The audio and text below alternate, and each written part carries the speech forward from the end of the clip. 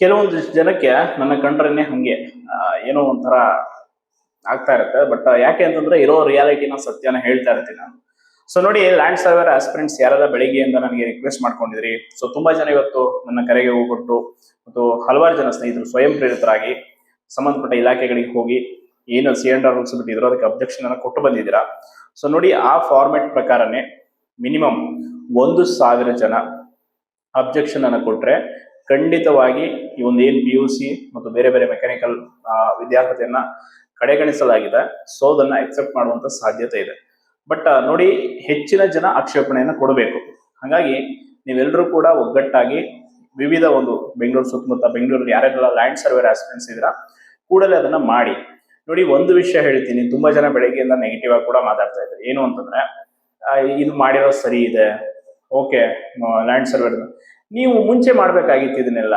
ನಾನು ಕೇಳೋದು ಇಷ್ಟೇ ಪ್ರಶ್ನೆ, ನೀವು ಮುಂಚೆ ಇದನ್ನ ಮಾಡ್ಬೋದಾಗಿತ್ತಲ್ಲ. ಸೊ ಮುಂಚೆ ನೋಟಿಫಿಕೇಶನ್ ಆಗಿತ್ತು ಅಂಡ್ ಇನ್ನೊಂದು ನೋಟಿಫಿಕೇಶನ್ ಆಗುತ್ತೆ ಅಂತ ಗೊತ್ತು, ಬಟ್ ಅದು ಸರ್ಕಾರದಿಂದ ಬದಲಾವಣೆ ಆಗಿದೆ, ಆಯ್ತಾ. ಅದಕ್ಕೆ ನೀವೀಗ ಪಾಪ ಮಾನವೀಯ ದೃಷ್ಟಿಯಿಂದ ನೋಡಿದ್ರೆ ಒಂದು 3-4 ವರ್ಷದಿಂದ ಪಾಪ ಕೆಲವರು ಲ್ಯಾಂಡ್ ಸರ್ವೇರಿಂಗ್ ಅಂತಾನೆ ಓದ್ತಾ ಇದ್ದಾರೆ. ಸೊ ಏನೋ ಒಂದು ಕೊನೆ ಅವಕಾಶ, ಈಗ ನೋಟಿಫಿಕೇಶನ್ ಆಗಿದೆಲ್ಲ, ಒಂದು ಅವಕಾಶ ಬರ್ಕೊಂಡು ಹೋಗ್ಲಿ. ಎಷ್ಟೋ ಜನ ಹೇಳಿದ್ದಿಷ್ಟೇ, ಸರ್ ನಮ್ಗೊಂದು ಎಕ್ಸಾಮ್ ಬರೆಯೋಕೆ ಅವಕಾಶ ಕೊಡಲಿಲ್ಲ, ಸೆಲೆಕ್ಷನ್ ಆಗೋದು ಬಿಡೋದು ಸೆಕೆಂಡ್ರಿ.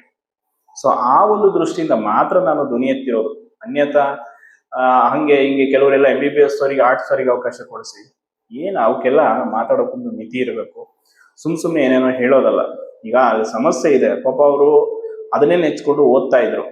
ಸೊ ಈಗ ಸಡನ್ ಆಗಿ ಅವ್ರಿಗೆ ಬದಲಾವಣೆ ಆಗಿರೋದ್ರಿಂದ, ಈಗ ಯಾರಿಗಾದ್ರೂ ಅಷ್ಟೇ ಸಡನ್ ಕ್ವಾಲಿಫಿಕೇಶನ್ ಚೇಂಜ್ ಆಗಿ ರೂಲ್ ಬದಲಾವಣೆ ಆಗಿರೋದ್ರಿಂದ ಅವ್ರಿಗೆ ಸಮಸ್ಯೆ ಆಗಿದೆ, ಅವ್ರು ಧ್ವನಿ ಎತ್ತಾ ಇದ್ದಾರೆ. ನೀವು ಬಿಡಿ, ನಿಮ್ಮ ಪಾಡಕ್ಕೆ ಬಿಡಿ, ಅವ್ರ ಸಮಸ್ಯೆ ಪರಿಹಾರ ಸಿಗ್ಲಿ ಬಿಡ್ಲಿ, ಅದು ಅವ್ರ ಹೋರಾಟದ ದಾರಿ. ಹಾಗಾಗಿ ನಾಳೆಯಿಂದ ಶುರು ಮಾಡಿ, ಇನ್ನು 15 ಡೇಸ್ ಟೈಮ್ ಇದೆ.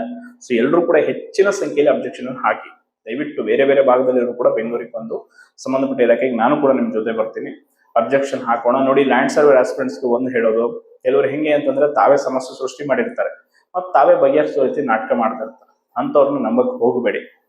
ಅಂಥವ್ರಿಂದಾನೇ ಇವತ್ತಿಗೆ ಸಮಸ್ಯೆಗಳಿಗೆ ಜಟಿಲ ಆಗಿ ಕುತ್ಕೊಂತಿರೋದು. ಸೊ ದಯವಿಟ್ಟು ನೀವೆಲ್ಲರೂ ಕೂಡ ಒಗ್ಗಟ್ಟಾಗಿ ಹೆಚ್ಚಿನ ಸಂಖ್ಯೆಯಲ್ಲಿ ಆಕ್ಷೇಪಣೆಗಳನ್ನು ಸಲ್ಲಿಸಿ. ನೋಡಿ, ಮೇಡಮ್ ಅವರು ಇವತ್ತು ಹೇಳಿರುವಂತದ್ದು ಒಂದು ಮಾತು, 1,000 ಆಕ್ಷೇಪಣೆ ಬಂದ್ರೆ ನಾವು ಆಕ್ಷನ್ ತಗೋತೀವಿ ಅದನ್ನ ಮಾಡಿಸೋಕೆ ಅಂತೇಳಿ. ಸೊ ಹಂಗಾಗಿ ಹೆಚ್ಚಿನ ಸಂಖ್ಯೆಯಲ್ಲಿ ಅದರಲ್ಲಿ ಏನಿರ್ಬೇಕಂದ್ರೆ, ಈ ಹಿಂದೆ KPSC ಅಲ್ಲಿ ಏನಾಗಿತ್ತು, ನೋಟಿಫಿಕೇಶನ್ ಆದಾಗ ಸೊ ಅದು ರಿನೋಟಿಫಿಕೇಶನ್ ಆಯಿತು ಒಳ ಮೀಸಲಾತಿ ಕಾರಣ, ಅದನ್ನೆಲ್ಲ ಮೆನ್ಷನ್ ಮಾಡಬೇಕು.